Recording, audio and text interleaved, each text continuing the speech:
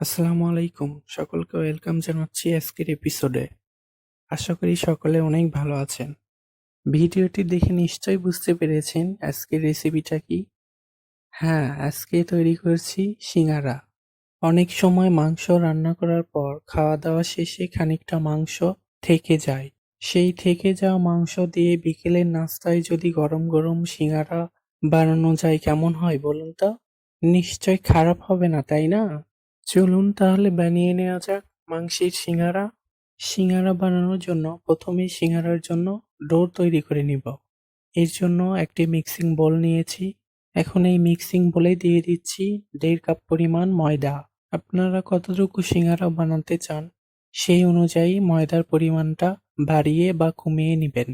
এখন এই ময়দার মধ্যে দিয়ে দিচ্ছি হাফ চা চামচ কালো জিরা, হাফ চা চামচ লবণ, 2 টেবিল চামচ তেল। সিঙ্গারার ডো বানানোর জন্য তেলের পরিমাণটা একটু বেশি করেই দিতে হয়। এখন আমি শুকনো উপকরণগুলো ভালোভাবে মিশিয়ে নিচ্ছি। সবগুলো উপকরণ আমি মিশিয়ে নিয়েছি। আমার কাছে মনে হচ্ছে আর একটু তেল লাগবে। তার জন্য আমি আরও 1 টেবিল চামচ তেল অ্যাড করে দিচ্ছি। আবারও তেলটাকে ময়দার সাথে ভালোভাবে মিশিয়ে নিচ্ছি। সবকিছু আমি ভালোভাবে মিশিয়ে নিয়েছি। এখন আমি পানি অ্যাড করে দিব। একটি স্মুথ ডো তৈরি করার জন্য যতটুকু পানি দরকার পড়ে আমি সেই অনুযায়ী পানি অ্যাড করে দিচ্ছি। প্রথমে খানিকটা পানি দিয়ে সবকিছু ভালোভাবে মিশিয়ে নিচ্ছি। আপনারা পানিটা একবারে না দিয়ে অল্প অল্প করে দিয়ে একটি স্মুথ নরম ডো তৈরি করে নিবেন। একটি স্মুথ নরম ডো তৈরি করতে যতটুকু পানি লাগে সেই পরিমাণে পানি অ্যাড করে দিবেন। আমার কাছে মনে হচ্ছে আরেকটু পানি লাগবে। আমি আবারও একটু পানি দিয়ে আবারও ভালোভাবে মিশিয়ে নিচ্ছি।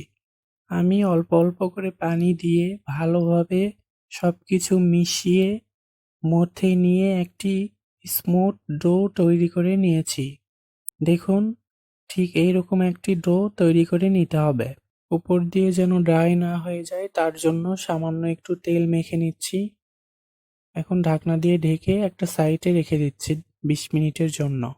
এরই ফাঁকে আমি সিঙ্গারার জন্য ভেতরের পুরটা রেডি করে নিব। যেহেতু আমি রান্না করা মাংস দিয়ে সিঙ্গারার ভেতরের পুরটা বানাবো তার জন্য আমি এখানে কিছুটা পরিমাণ রান্না করা মাংসর টুকরা নিয়েছি। আমি শুধু মাংসের টুকরাগুলোকে এভাবে আলাদা করে উঠিয়ে নিয়েছি। কোনো প্রকার ঝোল বা মশলা কোনো কিছুই নাই। শুধুমাত্র মাংসের টুকরাগুলোকে এভাবে আলাদা করে উঠিয়ে নিয়েছি। এখন আমি মাংসের টুকরাগুলোকে হাত দিয়ে এভাবে ছোট ছোট টুকরা করে নিচ্ছি। আপনারা চাইলে একটা চাকু দিয়ে ছোট ছোট টুকরা করেও নিতে পারেন।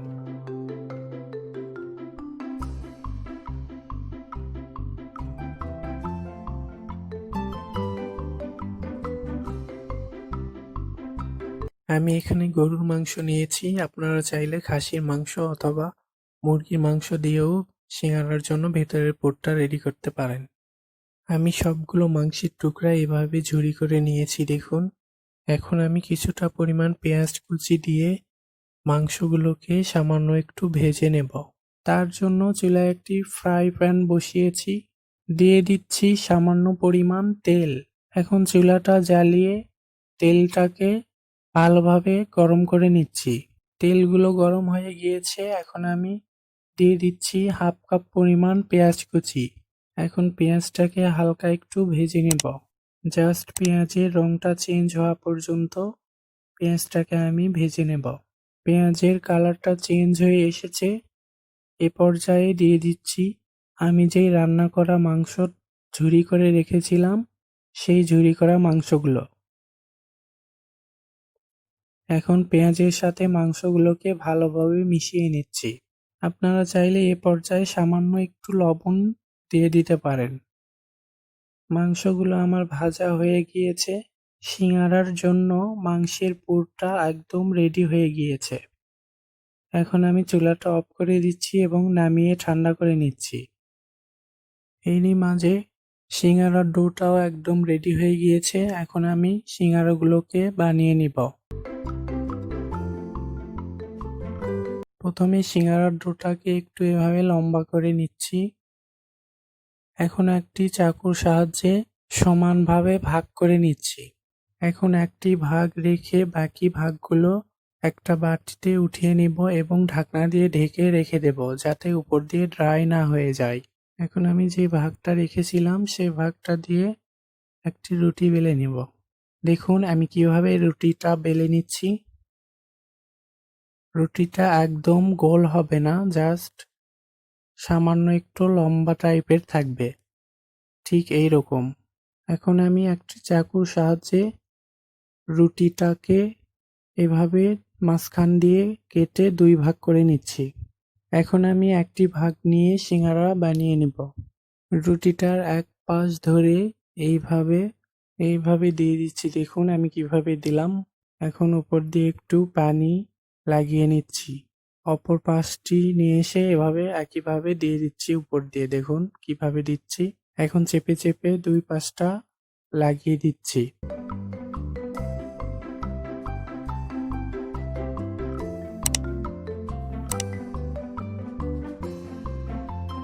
এখন ভিতর দিয়ে সেই রেডি করা মাংসের পুরটা দিয়ে দিচ্ছি।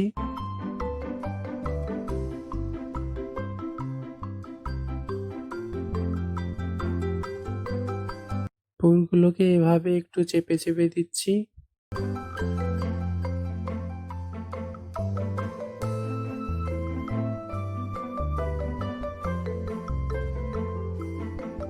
এখন সামান্য একটু করে পানি নিয়ে চারপাশ দিয়ে এভাবে লাগিয়ে নিচ্ছি। এরপরে এক সাইড থেকে 2 পাশটা এক জায়গায় নিয়ে এসে এভাবে ফোল্ড করে দিচ্ছি। দেখুন আমি কিভাবে দিয়ে দিচ্ছি। দেখুন এভাবে চেপে চেপে দিয়ে দিচ্ছি। এরপরে অপর পাশটি এভাবে একইভাবে ফোল্ড করে দিচ্ছি। এখন মাঝখানের যে অংশটা ছিল সেই অংশটাকেও এইভাবে চেপে চেপে লাগিয়ে দিচ্ছি। দেখুন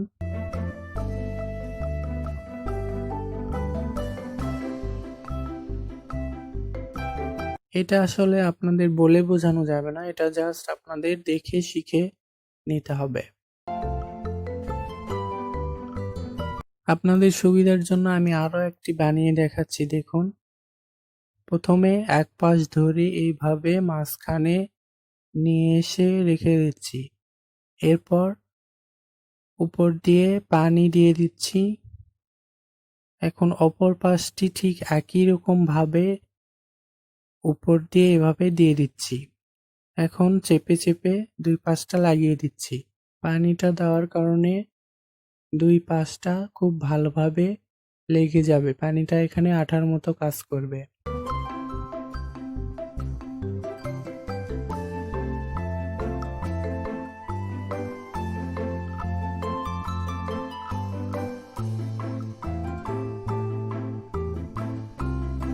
এরপর ভিতরে পুর দিয়ে দিচ্ছি।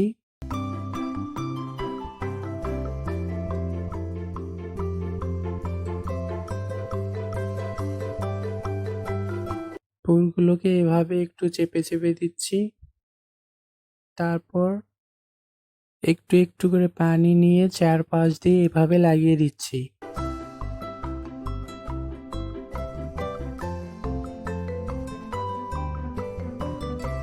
এখন এক সাইড থেকে 2 পাশটা এক জায়গায় করে এভাবে ফোল্ড করে দিচ্ছি।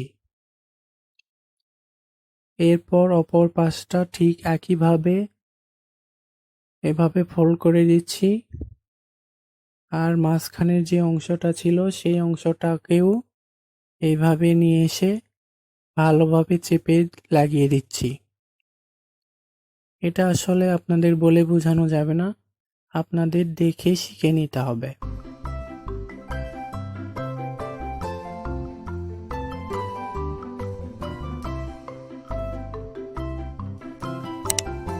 ঠিক একইভাবে আমি সবগুলো সিঙ্গারা বানিয়ে নিচ্ছি। সবগুলো সিঙ্গারা আমি বানিয়ে নিয়েছি। দেখুন এখন আমি সিঙ্গারাগুলোকে ভেজে নেব। সিঙ্গারা ভাজার জন্য চুলায় একটি কড়াইয়ে পর্যাপ্ত পরিমাণ তেল দিয়ে দিয়েছি। তেলগুলো ভালোভাবে গরম করে নিয়েছি। এখন একে একে সিঙ্গারাগুলোকে তেলের মধ্যে দিয়ে দিচ্ছি।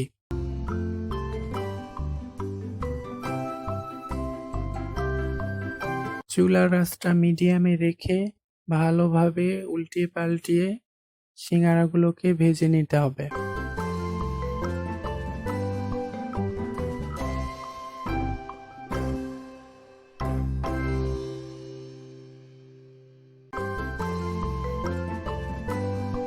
সিঙ্গারাগুলোকে আমি এভাবে উল্টিয়ে পাল্টিয়ে ভালোভাবে ভেজে নিচ্ছি, যাতে করে চারপাশটা ভালোভাবে ভাজা হতে পারে। দেখুন সিঙ্গারাগুলোর কালার চেঞ্জ হতে শুরু করেছে।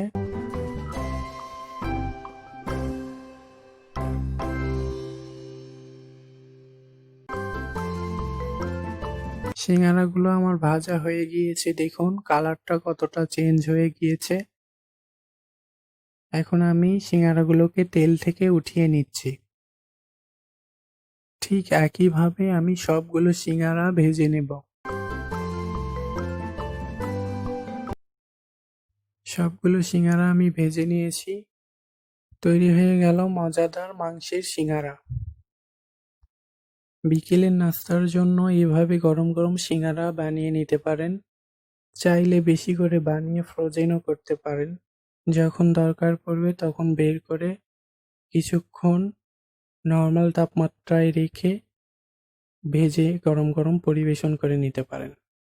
আশা করি আমার আজকের রেসিপিটি ভালো লেগেছে। ভালো লাগলে অবশ্যই একটা লাইক দিবেন, কমেন্ট করে জানাবেন কেমন হয়েছে এবং আমাকে সাপোর্ট করার জন্য প্লিজ আমার চ্যানেলটি সাবস্ক্রাইব করে আমাকে আরও সামনে এগিয়ে নিয়ে যাবেন। আজকে এই পর্যন্তই। ভিডিওটি দেখার জন্য সকলকে অসংখ্য অসংখ্য ধন্যবাদ। সবাই ভালো থাকবেন। আল্লাহ হাফেজ।